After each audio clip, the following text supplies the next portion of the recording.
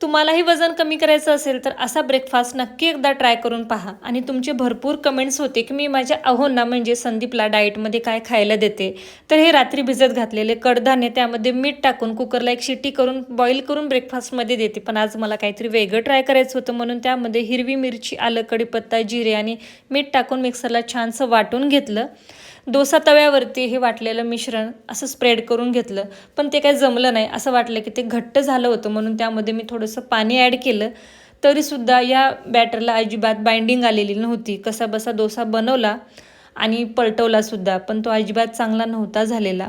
त्यामुळे ना कधीही व्हिडिओ पाहून कुठलीही रेसिपी बनवायला जाऊ नका. नंतर मी माझं डोकं लावलं, त्यामध्ये दही आणि थोडासा रवा ॲड केला. त्यानंतर जसा आपण रवा डोसा बनवतो ना अगदी तसा परफेक्टली डोसा बनला होता. यामध्ये खूप सारे कडधान्य असल्यामुळे हा खूप जास्त हेल्दी डोसा झालेला आहे आणि शिवाय टेस्टलाही खूप छान लागलेला. त्यामुळे थोडंसं स्वतःचं डोकं वापरल्यानंतर कुठली रेसिपी बिघडणार नाही. आणि कुठलाही डोसा असो, हेल्दी डोसा किंवा नॉर्मल डोसा, डोस्यासोबत चहा हे खूप अप्रतिम कॉम्बिनेशन आहे. माझ्यासाठी साखरेचा आणि संदीपसाठी बिन साखरेचा चहा.